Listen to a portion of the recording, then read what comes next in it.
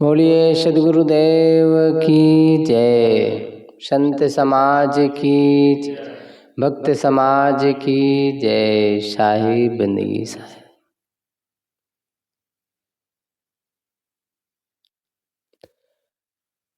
हमारे जीवन का उद्देश्य क्या है, ये प्रश्न है। हर मनुष्य शांति चाहता है, सुख चाहता है, संतोष चाहता है।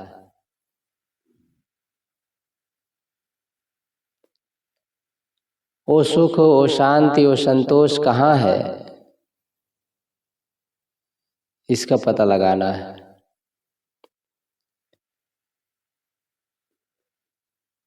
जीवन में प्रारब्ध का भी अपना महत्व होता है।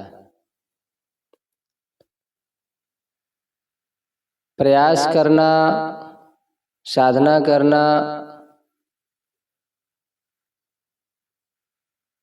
और उस आत्म तत्व, उस संतोष का जो स्रोत है, उसका खोज करना, ये अपने हाथ में है।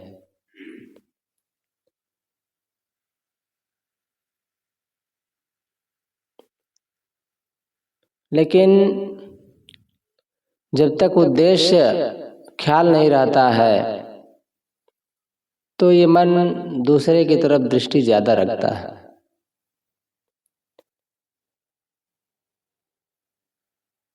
दूसरे से संतोष चाहता है। दूसरा संतोष में हमारे निमित्त बन सकता है, कुछ कारण नहीं। कारण तो मूल में हम ही है, क्योंकि कारण से कार्य होता है।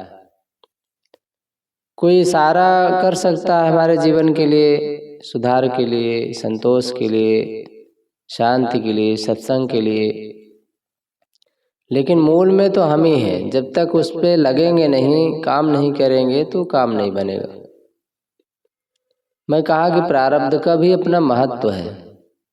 जीवन में जो जो होगा हमारे, वो हमारे सामने आएगा।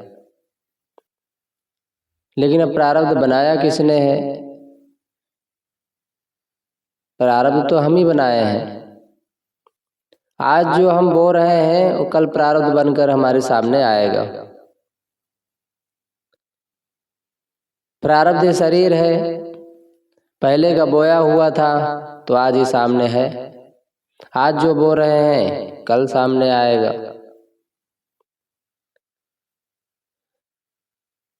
कहा जाता है प्रारब्ध में हमारे जो होगा वो हमें ही मिलेगा, लेकिन पुरुषार्थ जरूरी है। पुरुषार्थ के बिना प्रारब्ध भी काम नहीं करता है। जब पुरुषार्थ ही नहीं करेंगे तो प्रारब्ध करेगा क्या? जैसे हमारे सामने खजाना रखा हो, हमें पता भी हो गया, जब उसे खोदेंगे ही नहीं तो उसका लाभ कैसे मिलेगा?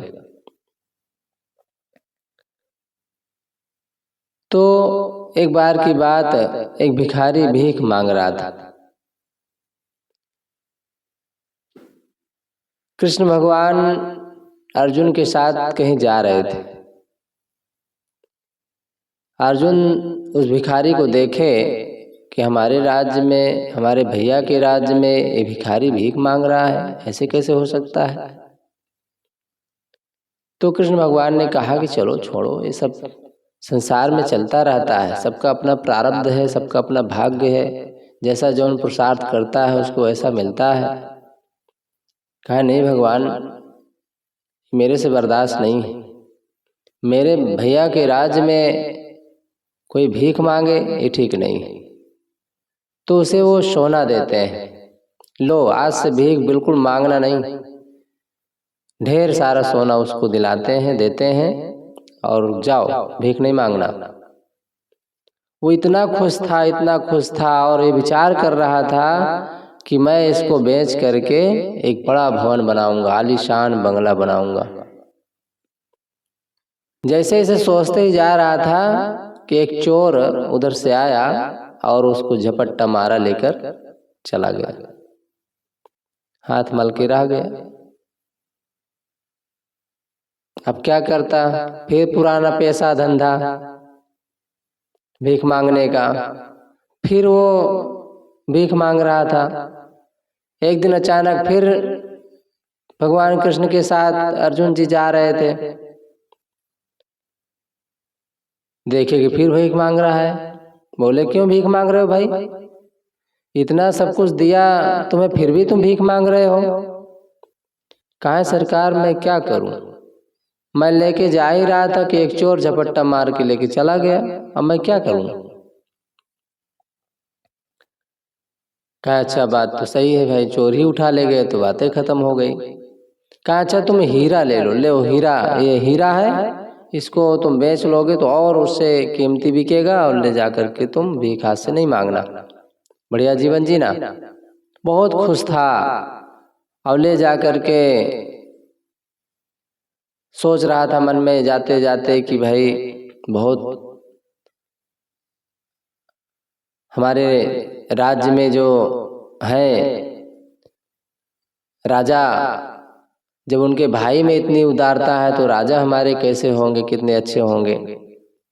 अब इस हीरे को बेच करके मैं बहुत बड़ा भवन बनाऊंगा और गांव में नंबर 1 भवन रहेगा। सोच करके ले जा करके घड़े में उसे रख देता है। संयोग ऐसा कि वो कहीं चला गया, अब इधर घड़े में पानी भरना हुआ तो पत्नी गई नदी से पानी भरने। तो जब पानी भरने गई तो हीरा चला गया नदी में, फिर वैसे के वैसे हो गए। जब आया पूछा कि भाई घड़ा कहाँ, तो कहा मैं पानी भरने गई थी, पानी लाई हूँ, पानी रखा है। तब तो जान गया, उसको समझते देरी नहीं लगी, दौड़ कर देखा तो उसमें हीरा नहीं था, नदी में चला गया। फिर अब उसका काम चालू हो गया भीख मांगना। भीख मांग ही रहा था कि फिर भगवान कृष्ण के साथ अर्जुन जा रहे, देखे कि ये तो फिर भीख मांग रहा है, बड़ा विचित्र बात है।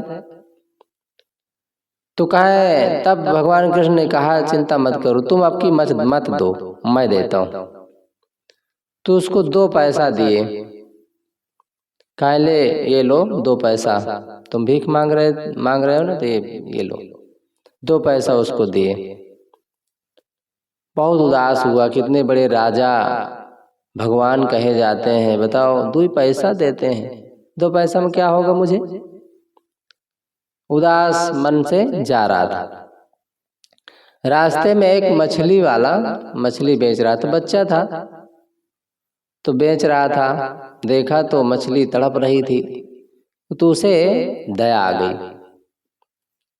उसे दया आ गई, अच्छी भावना उसके मन में आई। सोचा कि ये 2 पैसे में मुझे तो कुछ होगा नहीं, मैं दे करके मछली खरीद लेता हूँ और इसे पानी में डाल देता हूँ, तो इसका भला हो जाएगा, किसी का तो लाभ होगा, और उधर पैसा बच्चे को मिल जाएगा तो बच्चा भी खुश हो जाएगा। तो वो मछली को लेकर के पैसा को दिया और मछली को लेकर चल दिए नदी की ओर। जा ही रहा था, ऐसा लगा कि नदी में छोड़ देगा, बस उसी के मुख से हीरा निकल आया, क्योंकि वो मछली खा लिया था हीरा को। तो मछली के मुख से हीरा निकल आया, अरे बिल्कुल मगन हो गया, कहा मिल गया मिल गया मिल गया, खुश हो गया। इतना खुश हो गया कि संयोग से उधर चोर जा रहा था, तो उसको लगा कि यार मुझे जान गया कि मिल गया कह रहा है। तो दौड़ करके हाथ जोड़ करके आता है, कहते हैं सरकार तुम अपना भैया ले लो, सोना ले लो, मैं चुरा के भाग गया था, लेकिन किसी से बताना नहीं तो मेरी चमड़ी उधर जाएगी। तो सोना भी दे दिया उसको। सोना ले करके अब बिल्कुल वो तो धनी हो गया, खुश हो गया, अब भगवान को याद करने लगा। अब इधर अर्जुन देख रहे थे कि देखें आज तो भीख नहीं मांग रहा है, जब गए देखे तो बहुत खुश था, बिल्कुल बड़ा भवन बना लिया था और बहुत मगन था। तब भगवान कृष्ण से पूछते हैं कि आखिर आपने कैसा किया, मैं तो उसको आपसे कहीं ज्यादा दिया था, वैसे के वैसे भीख मांग रहा था, लेकिन आप उसको 2 पैसा दिए, इतना बड़ा भवन बना लिए, कैसे कैसे हुआ? तब भगवान कृष्ण ने कहा, मेरा 2 पैसा उसके अहंकार नहीं आया, उसके अंदर अहम नहीं आने दिया, बल्कि वो दूसरे के बारे में सोचा। माने दया के भाव उसके अंदर जगा। पहले वो खुद के बारे में सोचा, खुद के मतलब अहंकार के बारे में सोचा, अपने भवन बनाने के बारे में सोचा, अपने परिवार के बारे में सोचा, लेकिन दया की दृष्टि से किसी पर अपनी दृष्टि नहीं डाली थी। लेकिन 2 पैसा जैसे मैं उसको दिया तो उसके अंदर उदासी आई कि इतने में मुझे क्या होगा, तो दया दिखाया, एक प्रकार से एक जीव की रक्षा के बारे में सोचा।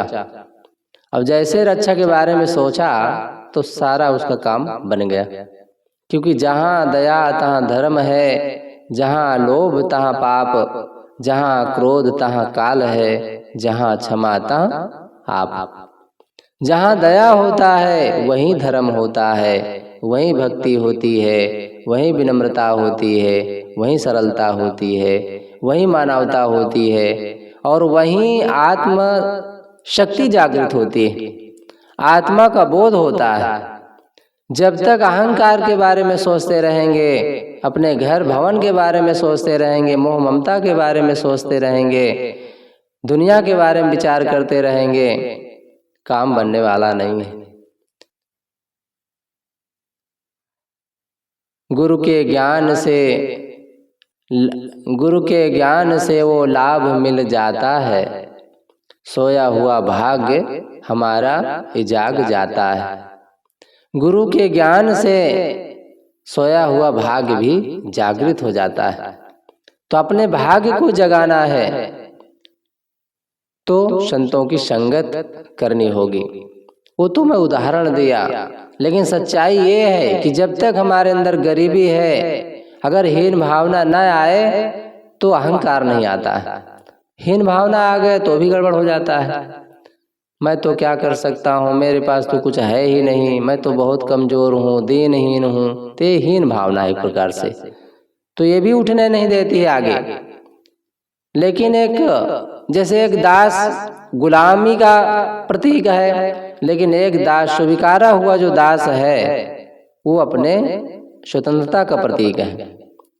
हमने गुरु के सामने स्वयं दास बन गए, गुरु के सामने, संतों के सामने, बड़ों के सामने दास बन करके हम तो आपके दास हैं, आपकी दया आपकी कृपा की हमें जरूरत है, आशीर्वाद की जरूरत है। ये गुलामी तो है, लेकिन ये स्वीकारी गुलामी है, इसमें हमारी स्वतंत्रता है, इसमें हमारा लाभ है, इसमें हमें सुकून मिलने वाला है, खुशी मिलने वाली है। एक बच्चा जब माँ के गोद में होता है तो पूर्ण स्वतंत्र होता है। एक पतंग जब किसी के हाथ में होता है तो ऊंचाइयों को छूता है, लेकिन वही हाथ से छूट जाता है तो जहां तहां नाली, कचड़े, गंदगी, टट्टी, पेशाब में गिर करके नष्ट हो जाता है। ऐसे ही अगर हम गुरु के ज्ञान में, गुरु के जीवन में, गुरु के आशीर्वाद में, गुरु की छत्र छाया में अपने जीवन को जीते हैं, उनके ज्ञान, उनके अनुसार अपने जीवन को जीते हैं, तो हमारा जीवन अपने आप सुव्यवस्थित रहता है, मन में ताजगी बनी रहती है, संतोष बना रहता है, और जीवन अमृत बनता चला जाता है। अमृत क्या है? जो न मरे उसे अमृत कहते हैं। दुनिया में जहर तो मिल जाता है, लेकिन अमृत कहीं नहीं मिलता है, क्योंकि अमृत स्वयं हुआ, वो स्वयं होता है। जो जहर बनाता है वो स्वयं अमृत है। अपने अमृत को भूल करके, अमृतपन को भूल करके ही जहर बनाता है। जहर वासना है, जहर विकार है, जहर गंदगी है, और जहर, उसी जहर से भी जहर, मरने वाला भी जहर बन जाता है, विष बन जाता है। क्योंकि अमृत भी कहा जाता है जब दुरुपयोग होता है तो जहर बन जाता है। जब हमारी आत्मा का सदुपयोग करते हैं तो अमृत बन जाता है, अमृत है ही वो। लेकिन जब उसी का दुरुपयोग होता है, अर्थात ना समझी में ना जाने क्या क्या कर्म कर डालते हैं, तो वही कर्म हमारे लिए विष बन जाता है और दुखदाई हो जाता है, जहर हो जाता है। तो हमारा धर्म है कि विचार पूर्वक अपने जीवन को जिएं, सहजता से जीवन जिएं। तुलसी, यह संसार में भांति भांति के लोग सबसे हिल मिल चालिए नदी नाव संयोग।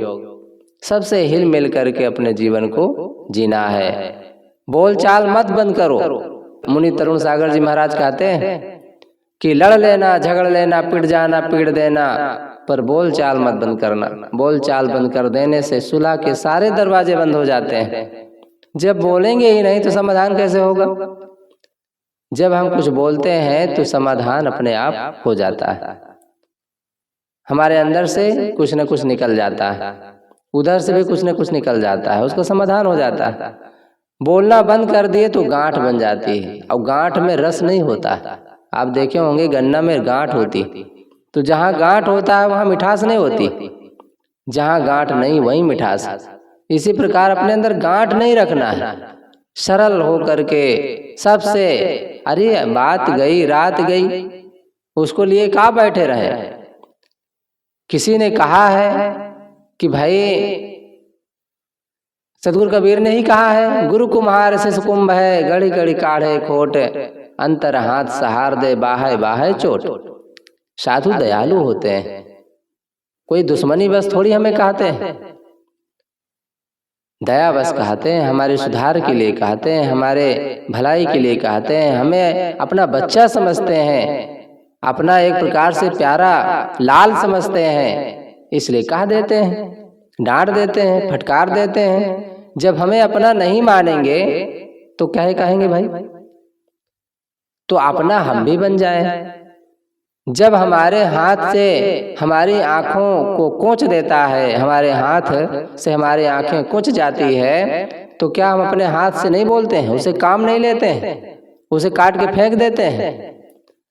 हमारी दांत हमारे जीभ को काट देती है, तो क्या दांत को उखाड़ के फेंक देते हैं? नहीं फेंकते हैं। हमारे शरीर में फोड़ा फुंसी हो जाए तो क्या करते हैं? काट के फेंक देते हैं? नहीं, ठीक करने का प्रयास करते हैं। ऐसे ही हमारे परिवार, हमारा समाज ही हमारा अंग है। अब उसमें कहीं फोड़ा हो तो उसे ठीक करने का प्रयास करना है, और उसे काट के थोड़ी फेंकना है कि उसे बोल चाल बंद कर दें, उसे बोलेंगे ही नहीं। तो ये अपनी कमजोरी है। अपनी कमजोरी को हम क्यों जाहिर करें? और कमजोरी है तो उसे दूर करें। देखो 5 अंगुली होती है हाथ में, सब छोटी बड़ी हैं, ऐसे है ये 5 अंगुली। देखो ऐसे करो तो कोई काम नहीं होगा, ऐसे कर दो तो अपने आप बराबर हो जाती है। अब बराबर हो गई तो सारा काम अपने आप होगा, क्योंकि जैसे ही बराबर होती हैं तो बड़े से बड़े काम इससे हो जाते हैं। कोई भी काम कर लो दुनिया में, कोई भी काम बराबरी में ही होता है, सुमति में ही होता है, समता में ही होता है। जब ऐसे होते हैं तो बराबर भी हो जाते हैं, संगठित भी हो जाते हैं, एक भी हो जाते हैं, और एक प्रकार से विनम्र भी हो जाते हैं, सरल हो जाते हैं। और जैसे ऐसे रहते हैं तो अकड़े रहते हैं। अकड़े हुए में कुछ नहीं निकलता, कोई काम नहीं बनने वाला है।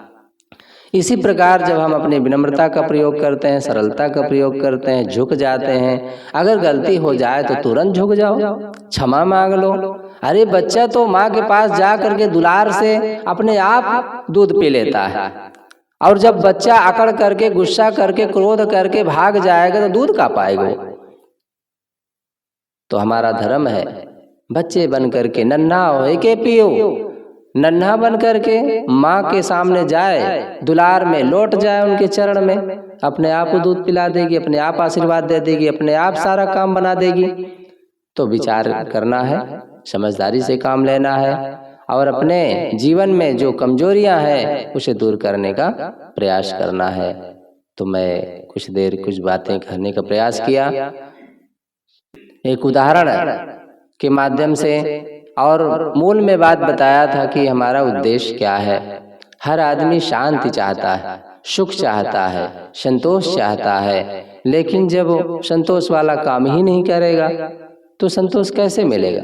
किसी ने हम कुछ कहा दिया तो अब उसको हम जिद मान के बैठ गए, सोना बंद हो गया, खाना बंद हो गया, नींद नहीं आती है, अंदर ही अंदर जल रहे हैं। ये तो हमारी कमजोरी है, उसमें उसका क्या दोष है? वो तो कहा और चला गया, उसका काम थका दिया। हो सकता है समझदार होगा तो वो भी पछता रहा होगा, क्या बताएं काहे कहा दिए बेकार में। लेकिन अब हम तो उसको लिए बैठे हैं, जल रहे हैं। सबसे ज्यादा कमजोर तो हम हैं। तो अपनी कमजोरी को हमें दूर करना है। जब हमारी कमजोरी दूर हो जाएगी तो अपने आप अंदर से गदगद हो जाएंगे, खुश हो जाएंगे, प्रसन्न हो जाएंगे। तो कुछ देर कुछ बातें कहने का प्रयास किया, यहीं पर अपनी वाणी को विराम देता हूँ।